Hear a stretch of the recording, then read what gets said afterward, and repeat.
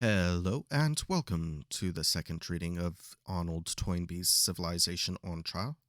We'll be picking up where we left off in Chapter 2, entitled The Present Point in History. Where does mankind stand in the year 1947 of the Christian era? This question no doubt concerns the whole living generation throughout the world. But if it were made the subject of a worldwide Gallup poll, there would be no unanimity in the answer. On this matter, if any, quod homines taught sententiae, we must ask ourselves in the same breath, to whom is our question being addressed? For example, the writer of the present paper is a middle-class Englishman of 58. Evidently his nationality, his social milieu, and his age, between them, will in large measure determine the standpoint from which he views the world's panorama. In fact, like each and all of us, he is more or less the slave of historical relativity. The only personal advantage that he can claim to possess is that he happens also to be a historian, and is therefore at least aware that he himself is a piece of sentient flotsam on the eddying surface of the stream of time. Realizing this, he knows that his fleeting and fragmentary vision of the passing scene is no more than a caricature of the surveyor's chart. God alone knows the true picture. Our human apicus are shots in the dark. The writer's mind runs back 50 years to an afternoon in London in the year 1897. He is sitting with his father at a window in Fleet Street and watching a procession of Canadian and Australian mounted troops who have come to celebrate Queen Victoria's Diamond Jubilee. He can still remember his excitement at the unfamiliar, picturesque uniforms of these magnificent colonial troops, as they were still called in England then. Slouch hats instead of brass helmets, grey tunics instead of red. To an English child, this sight gave a sense of new life astir in the world. A philosopher, perhaps, might have reflected that, where there is growth, there is likely also to be decay. A poet, watching the same scene, did, in fact, catch and express an intimation of something of the kind. Yet few in the English crowd gazing at that march past of overseas troops in London in 1897 were in the mood of Kipling's Recessional. They saw their sun standing at its zenith and assumed that it was there to stay, without their even needing to give it the magically compelling word of command which Joshua had uttered on a famous occasion. The author of the 10th chapter of the book of Joshua was at any rate aware that a standstill of time was something unusual. There was no day like that before it, or after it, that the Lord hearkened unto the voice of man. Yet the middle class of English in 1897, who thought of themselves as Wellesian rationalists living in a scientific age, took their imaginary miracle for granted. As they saw it, history for them was over. It had come to an end in foreign affairs in 1815 with the Battle of Waterloo, in home affairs in 1832 with the Great Reform Bill, and in imperial affairs in 1859 with the suppression of the Indian Mutiny. And they had every reason to congratulate themselves on the permanent state of felicity which this ending of history had conferred on them. The lines are fallen unto me in pleasant places, yea, I have a goodly heritage. Viewed from the historical vantage point of A.D. Anno Domini 1947, this fin de siècle, middle-class English hallucination seems sheer lunacy. Yet it was shared by contemporary Western middle-class people of other nationalities. In the United States, for instance, in the North, history for the middle class had come to an end with the winning of the West and the federal victory in the Civil War. And in Germany, or at any rate in Prussia, For the same class, the same permanent consummation had been reached with the overthrow of France and the foundation of the Second Reich in 1871. For these three batches of Western middle class people 50 years ago, God's work of creation was completed, and behold, it was very good. Yet, though in 1897 the English, American, and German middle class between them were the political and economic masters of the world, they did not amount, in numbers, to more than a very small fraction of the living generations of mankind, and there were other people abroad who saw things differently, even though they might be impotent and inarticulate. In the South, for example, and in France, there were in 1897 many people who agreed with their late conquerors that history had come to an end. The Confederacy would never rise from the dead. Alsace-Lorraine would never be recovered, but the sense of finality, which was so gratifying to the top dog, did not warm a defeated people's heart. For them, it was nothing but a nightmare. The Austrians, still smarting from their defeat in 1866, might have felt the same stirrings of submerged nationalities inside an empire whose territory Bismarck had left intact had not begun, by this time, to make the Austrians feel that history was once more on the move, and might have still worse blows than Königgrätz in store for them. English liberals at the same time were indeed talking freely, and with approval, of a coming liberation of subject nationalities in Austria-Hungary and the Balkans.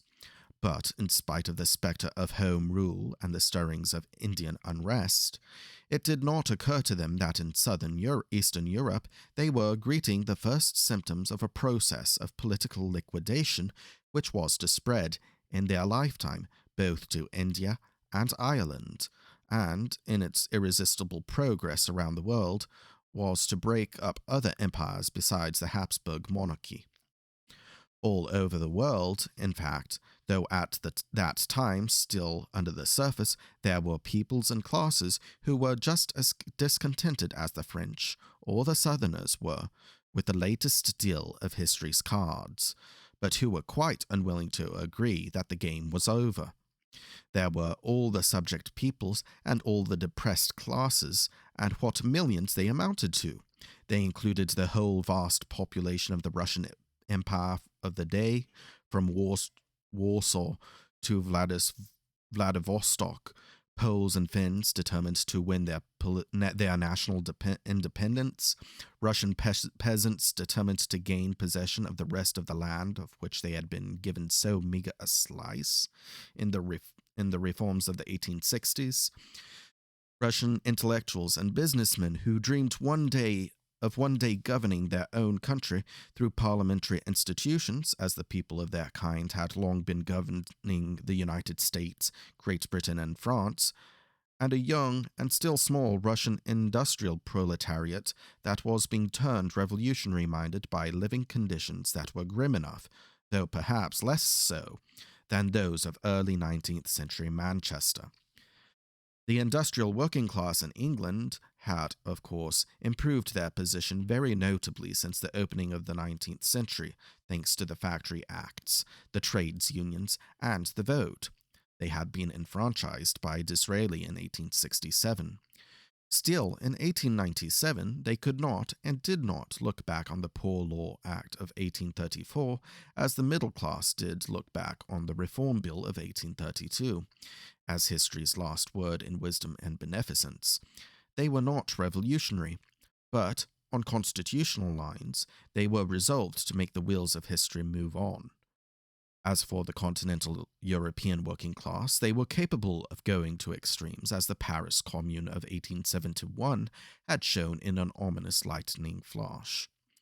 This deep desire for change and their strong resolve to bring them about by one means or another were not, after all, surprising in the underdog, as represented by underprivileged classes and defeated or unliberated peoples.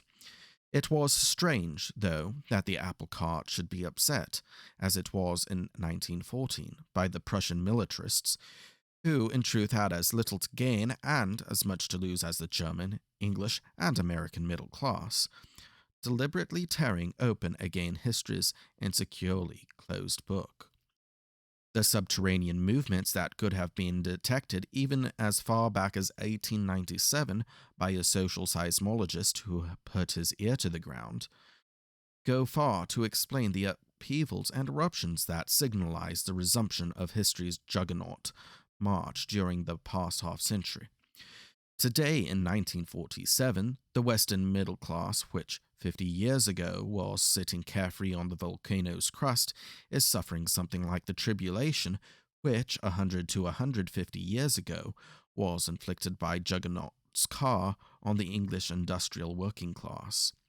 This is the situation of the middle class today, not only in Germany, France, the Low Countries, Scandinavia, and Great Britain, but also in some degree in Switzerland and Sweden, and even in the United States and Canada. The future of the Western middle class is in question now in all Western countries. But the outcome is not simply the concern of the small fraction of mankind directly affected.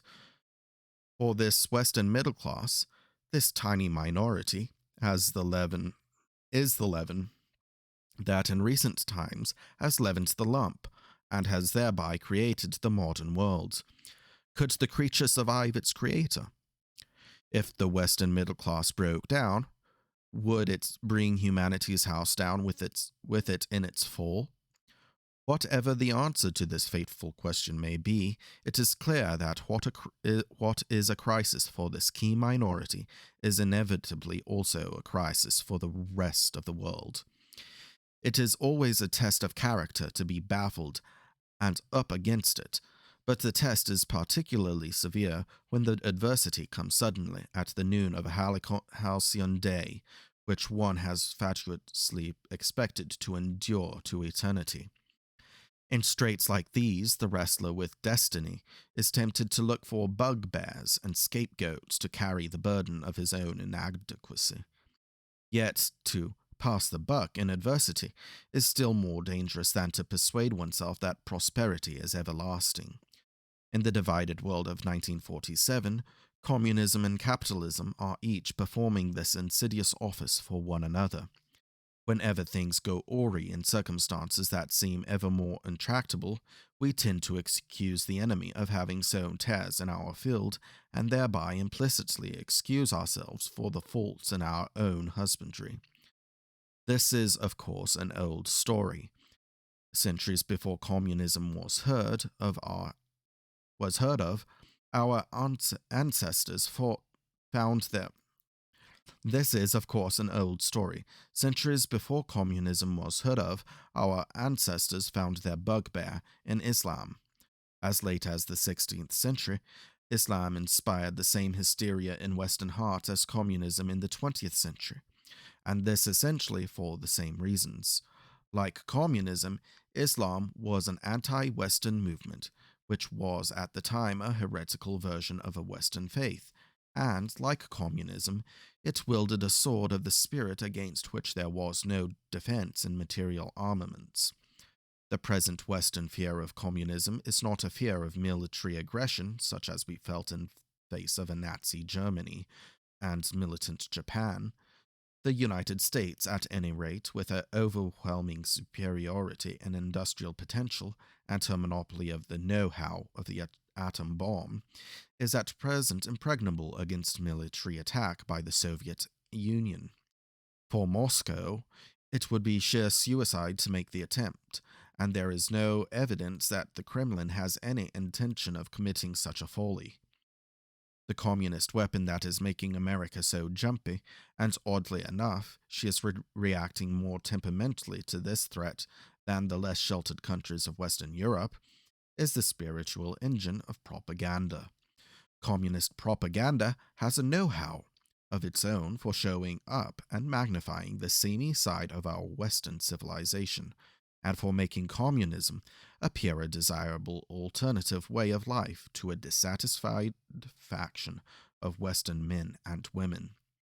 Communism is also a competitor for the allegiance of that great majority of mankind that is neither communist nor capitalist, neither Russian nor Western, but is living at present in an uneasy no man's land between opposing citadels of the two rival ideologies. Both nondescripts and Westerners are in danger of turning communist today, as they were of turning Turk 400 years ago. And though communists are in similar danger of turning capitalists, as sensational instances have shown, the fact that one's rival witch door is as much afraid of one's own medicine as one is afraid of oneself of his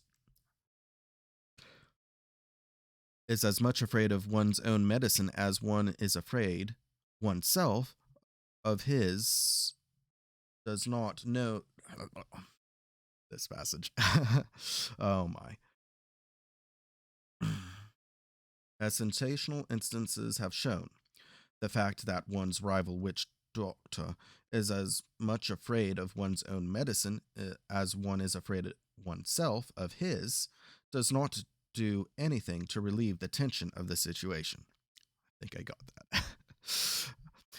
Yet the fact that our adversary threatens us by showing up our defects rather than by forcibly suppressing our virtues is proof that the challenge that he presents to us comes ultimately not from him, but from ourselves. It comes, in fact, from that recent huge increase in Western man's technological command over non human nature, his stupendous progress in know how, which was just what gave our fathers the confidence to delude themselves into imagining that, for them, history was comfortably over. Through these triumphs of clockwork, the Western middle class has produced three undesigned results, unprecedented in history, whose cumulative impetus has set Juggernaut's car rolling on again with a vengeance. Our Western know how has unified the whole world in the literal sense of the whole habitable and traversable surface of the globe, and it has inflamed the institutions of war and class, which are the two congenital diseases of civilization, into utterly fatal maladies. This trio of unintentional achievements presents us with a challenge that is formidable indeed. War and class have been with us ever since the first civilizations emerged above the level of primitive human life some 5 or 6 thousand years ago, and they have always been serious complaints.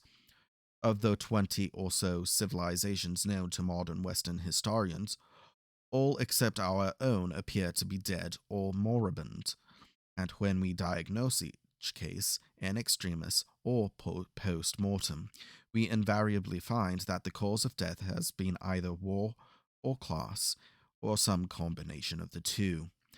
To date, these two plagues have been deadly enough in partnership to kill off 19 out of 20 representatives of this recently evolved species of human society. But, up to now, the deadliness of these scourges has had a saving limit. While they have been able to destroy individual specimens, they have failed to destroy the species itself. Civilizations have come and gone, but civilization, with a big C, has succeeded each time in reincarnating itself in fresh exemplars of the type. For, immense though the social ravages of war and class have been, they have not ever yet been all embracing. When they have shattered the top strata of a society, they have usually failed to prevent the underlying strata from surviving, more or less intact, and clothing themselves with spring flowers on exposure to the light and air. And when one society has collapsed in one quarter of the world, it has not, in the past, necessarily dragged others down with it.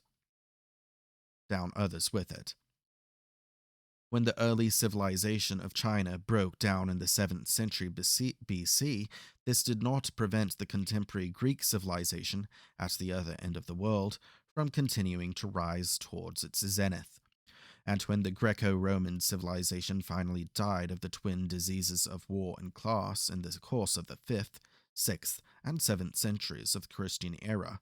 This did not prevent a new civilization from successfully coming to birth in the Far East during those same 300 years.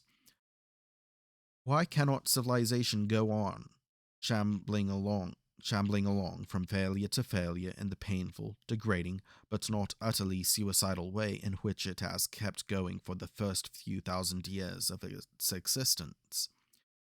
The answer lies in the recent technological inventions of the modern Western middle class. These gadgets for harnessing the physical forces of non human nature have left human nature unchanged.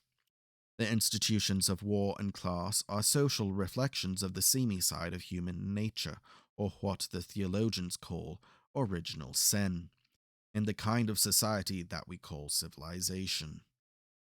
These social effects of individual human sinfulness have not been abolished by the recent portentous advance in our technological know how, but they have not been left unaffected by it either. Not having been abolished, they have been enormously keyed up, like the rest of human life, in respect of their physical potency. Class has now become capable of irrevocably disintegrating society, and war of annihilating the entire human race. Evils which hitherto have been merely disgraceful and grievous have become now intolerable and lethal, and therefore we in this westernized world and our generation are confronted with a choice of alternatives which the ruling elements in other societies in the past have always been able to shirk, with dire consequences, invariably for themselves, but not at the extreme price of bringing to an end the history of mankind on this planet. We are thus confronted with a challenge that our predecessors never had to face. We have to abolish war and class, and abolish them now, under pain, if we flinch or fail, of seeing them win a victory over man, which this time would be conclusive and definite. The new aspect of war is already familiar to Western minds. We are aware that the atom bomb and our many other lethal weapons are capable, in another war, of wiping out not merely the belligerents, but the whole of the human race. But how has the evil of class been heightened by technology? Has not technology already notably raised the minimum standard of living, at any rate in countries that have been specially efficient or specially fortunate in being endowed with the riches of nature and being spared the ravages of war? Can we not look forward to seeing this rapidly rising minimum standard raised to so high a level and enjoyed by so large a percentage of the human race that the even greater riches of a still more highly favored minority will cease to be a cause of heart burning? The flaw in this line of reasoning is that it leaves out of account the vital truth that man does not live by bread alone. However high the minimum standard of his material living may be raised, that will not cure his soul of demanding social justice, and the unequal distribution of this world's goods between a privileged minority and an underprivileged majority has been transformed from an unavoidable evil into an intolerable injustice by the latest technological inventions of Western man. When we admire the aesthetic when we admire aesthetically the marvelous masonry and architecture of the Great Pyramid, or the exquisite furniture and jewelry of Tutankhamun's tomb, there is a conflict in our hearts between our pride and pleasure in such triumphs of human art, and our moral condemnation of the human price at which these triumphs have been bought. The hard labor unjustly imposed on the many to produce the fine flowers of civilization for the exclusive enjoyment of a few who reap where they have not sown. During these last 6,000 years, the masters of the civilizations have robbed their slaves of their share in the fruits of success. of their share in the fruits of society's corporate labors as cold-bloodedly as we rob our bees of their honey. The moral ugliness of the unjust act mars the aesthetic beauty of the artistic result. Yet, up till now, the few favored beneficiaries of civilization have had one obvious common sense plea to put forward in their own defense. It has been a choice. They have been able to plead. It has been a choice they have been able to plead between fruits of civilization for the few and no fruits at all. Our technological command over nature is severely limited. We have at our command neither sufficient muscle power nor sufficient labor to turn out our amenities in more than minute quantities. If I am to deny these to myself just because you cannot all have them too, we shall have to shut up shop and allow one of the finest talents of human nature to rust away buried in a napkin. And while that is certainly not in my interest, it is surely not in yours either on a longer view. For I am not enjoying this monopoly of amenities exclusively for my own benefit. My enjoyment is at least partly vicarious. In indulging myself at your expense, I am in some sense serving as a kind of trustee for all future generations of the whole human race. This plea was a plausible one, even in our technologically go-ahead Western world, down to the 18th century inclusive. But our unprecedented technological progress in the last 150 years has made the same plea invalid today. In a society that has discovered the know-how of Amalthea's cornucopia, the always ugly inequality in the distribution of this world's goods, and ceasing to be a practical necessity, has become a moral enormity. Thus, the problems that have beset and worsted other civilizations have come to a head in our world today. We have invented the atomic weapon in a world partitioned between two supremely great powers, and the United States and the Soviet Union stand respectively for two opposing ideologies, whose antithesis is so extreme that, as it stands, it seems irreconcilable.